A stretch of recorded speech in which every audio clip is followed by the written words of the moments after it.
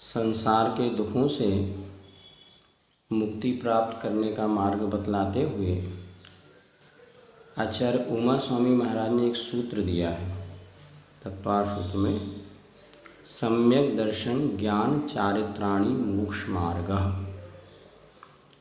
अर्थात सम्यक दर्शन, सम्यक ज्ञान और सम्यक चारित्र ये मोक्ष अर्थात संसार के दुखों से मुक्ति के मार्ग हैं, साधन हैं। इन तीनों की एकता ही मोक्ष मार्ग है। सर्वप्रथम आचार्य श्री ने सम्यक दर्शन को रखा। सम्यक दर्शन का अर्थ होता है श्रद्धा, आस्था। एक व्यक्ति जो बीमार हो गया, स्वस्थ होना चाहता है, तो सबसे पहले वह उस डॉक्टर की खोज करता है जिस पर उसको विश्वास हो। नगर में बहुत सारे डॉक्टर हैं, किंतु आप किस डॉक्टर के पास जाते हैं? जिस पर आपको विश्वास हो कि ये हमारे रोग को ठीक कर देगा। फिर उस डॉक्टर आपको जैसी दवाई लिख करके देता है, आप उसको बाज़ार से खरीदते हैं और उस दवाई का सेवन करते हैं तो स्वास्थ्य लाभ हो जाता है। सबसे महत्वपूर्ण चीज़ है हमारे जीवन में श्रद्धा। आज हमने जैन कुल में जन्म लिया है और सच्चे देवसास गुरु के प्रति यदि हमारी श्रद्धा बनी हुई है तो इसमें बहुत कुछ हाथ हमारे माता पिता का है, जिन्होंने अनेक विपरीत परिस्थितियों में रहते हुए भी हमें हमेशा देवसास गुरु से जोड़े रखा। किंतु क्या हम आने वाली पीढ़ी के मन में इस श्रद्धा भाव को सौंप करके जा रहे हैं? ये हमारा एक प्रश्न होना चाहिए। जैसा कि पूर्व में आपको बताया जा चुका है कि जिन शिक्षण संस्थानों में हमारे बच्चे पढ़ रहे हैं, आपके बच्चे पढ़ रहे हैं, उन शिक्षण संस्थानों में उनके खान पान के साथ साथ उनकी आस्था को भी किस तरह से परिवर्तित किया जाता है, ये भी एक बहुत विचारणीय प्रश्न है।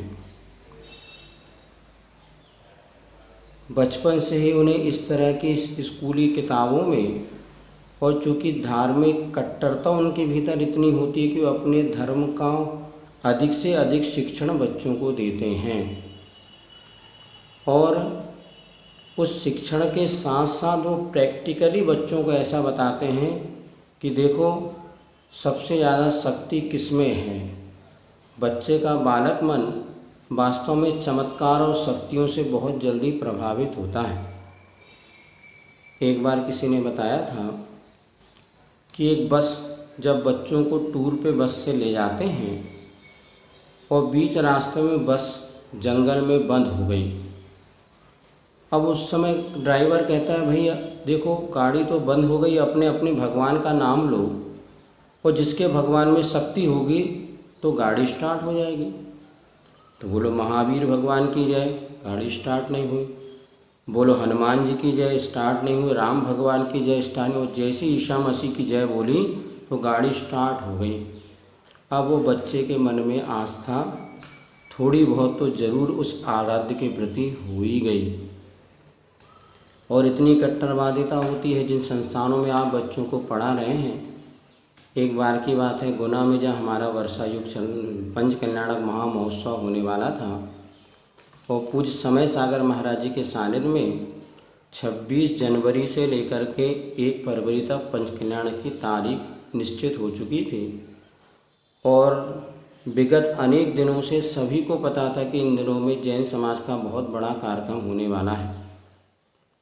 और वहाँ के ईसाई मिशनरी के जो स्कूल थे, 26 तारीख के 1-2 दिन पहले उन्होंने घोषणा कर दी कि 10वीं और 12वीं के प्री बोर्ड एग्ज़ाम 26 जनवरी से होंगे। अब वो जैन समाज के लगभग 40-50 जो बच्चे पढ़ते थे वे हमारे पास आए, महाराज जी हमारे तो डायरी में लिखा हुआ था 7 फरवरी से परीक्षा होनी है, लेकिन इन्होंने तो अब 26 जनवरी से कर दी, हम क्या करें। और जैन समाज के जो प्रमुख अध्यक्ष आदि थे उनको हमने कहा आप स्कूल में जाके चर्चा करो, और उन्होंने स्कूल में जाके चर्चा की लेकिन उन्होंने एक बात नहीं सुनी और उन्होंने तो ये कह दिया कि परीक्षा तो 26 तारीख से ही होगी। अब वो बच्चे हमारे पास हैं, हमने कहा अब बताओ भैया क्या करना है, क्या परीक्षा देना अनिवार्य है? यदि ये परीक्षा आप नहीं देते तो क्या होगा? तो बच्चों ने कहा महाराज ये प्री बोर्ड है, नहीं देंगे तो भी हमारा काम चल जाएगा। फिर हमने सब बच्चों को संकल्प दिलाया कि आप ये महा महोत्सव जो होने वाला है इसके कार्यक्रम को मत छोड़ो, भले ही इन दिनों आप परीक्षाएं छोड़ दो। और बहुत से बच्चों ने इसी तरह से किया और प्री बोर्ड की परीक्षा नहीं दी। अब आप इस बात में भले विचार ना करें, लेकिन बार बार दृष्टि हमारी जाती है कि जब 7 फरवरी से परीक्षा होने वाली ही थी और 26 तारीख के 1-2 दिन पहले ही वह परीक्षा पीछे क्यों ली गई? कहीं ना कहीं धार्मिक हटवादिता है। देखिए पर्युषण पर्व में अथवा गणेश जब महोत्सव आता है उस समय आप देख लेना, भले हमारे पर्वों की आगे पीछे हो जाए, उसी समय वो परीक्षाओं का आयोजन रखते हैं। सीधे सीधे स्पष्ट उद्देश्य समझ में आता है कि वे बच्चे धार्मिक संस्थाओं या अपने धार्मिक संस्कारों से ज़्यादा ना जुड़ सके। वहीं जब उनके परीक्षा जब पर्व आते हैं 25 दिसंबर आदि से, तो 8 दिन के लिए छुट्टी रख के पूरे हमारे जैन बच्चे आदि उन कार्यक्रमों में बहुत उत्साह से भाग लेते हैं। किंतु पर्युषण पर्व में बच्चे और उनके माता पिता इतने टेंशन में होते हैं, जो कि परीक्षा अपने आप में एक बहुत भारी कहना चाहिए एक विषय हो जाता है। और माता पिता भी उस दिनों में निर्विकल्प होकर धर्म ध्यान नहीं करते, बच्चे सांस्कृतिक कार्यक्रमों में भाग नहीं ले सकते। लोगों ने कहा कि उन्हें जनवरी में अगर आप तारीख दे दी जाए तो शायद वो कोई परिवर्तन करें। इस विषय में भी करके देखा, लेकिन वो आगे पीछे इसको करते ही नहीं, क्योंकि धार्मिक कट्टरवादिता और धर्म परिवर्तन की यह नीति उनकी बहुत पुरानी है। अभी एक सागर में छोटा सा बच्चा मिला था जो 2री और 3री कक्षा पढ़ता होगा। उसने कहा हमारे फादर कह रहे थे तुम ईसाई बन जाओ, तुम्हें 5 लाख रुपया देंगे। विचार करो। अभी एक यहाँ पर हम जहाँ पटना बुजुर्ग में है, कल एक शाविका ने बताया कि उनका बेटा जो 10वीं क्लास में पढ़ता था उसको एक पुस्तक दे रहे थे, ये पुस्तक आपको अनिवार्य रूप से लेना है। वह धार्मिक विषय को प्रस्तुत करती थी, किंतु वहाँ पर जब उस बच्चे ने मना किया हमें इसकी आवश्यकता नहीं, हम ये पुस्तक नहीं पढ़ेंगे, तो उन्होंने डराया धमकाया कि हम तुम्हारी टीसी निकाल देंगे। फिर वो बच्चे ने अपने माता पिता से कहा, माता पिता ने जाके वहाँ पर उनसे जब चर्चा की तब वो बढ़ के हम अभी पुलिस में रिपोर्ट कर देंगे। आखिर कहाँ पर यह बात लिखी है कि हमें यह पुस्तक खरीदना अनिवार्य है? तो आप विचार करिएगा कि जिन शिक्षण संस्थाओं में आप बहुत हंसी खुशी अपने बच्चों को डाल रहे हैं, कहीं ऐसा ना हो कि आगामी आने वाले समय में हमारे बच्चे हमारे जैन दर्शन को छोड़ करके और ईसाई हो गए। आज देख रहे हैं मांसाहारी संस्थाओं में जिस तरह से हमारे बच्चे धर्म भी परिवर्तित हो रहा। अभी एक केस आपने सुना होगा, एक जो बेटी ने मुसलमान से विवाह कर ली, समीक्षा जैन नाम की जो बेटी थी, और उसने एक मुस्लिम लड़के के साथ विवाह करके और खूब ठाट बाट के साथ उसने उसको स्वीकार किया। पता है वो बच्ची कहाँ पढ़ती थी? उससे समाज के स्कूल में वो बच्ची पढ़ती थी।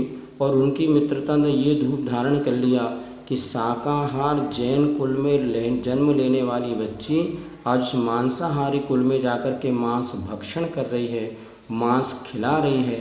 आखिर ये परिस्थिति जब उत्पन्न हुई, इसका जिम्मेदार कौन है? इसलिए सबसे प्रथम ये मानिए, यदि हमारी आस्था टूट गई तो हम बच्चों में पुनः देवसास गुरु के प्रति आस्था पैदा नहीं करवा पाएंगे। आज हमारे खेत की बात है, 80% से ज़्यादा आप लोग जैन समाज में बच्चे जो हैं ऐसे ही ईसाई मिशनरियों आदि स्कूलों में जाकर के पढ़ रहे हैं। और जब उनसे जैन धर्म संबंधी बात पूछो तो उनको कोई भी कहना चाहिए ज्ञान नहीं होता। और दिगंबर मुनियों को देखकर ही उनकी श्रद्धा कैसे बनेगी? क्योंकि आने वाला समय और विपरीत हो रहा है। अब आपके पास इतना समय भी नहीं आप बच्चों को पाठशाला में भेज सको।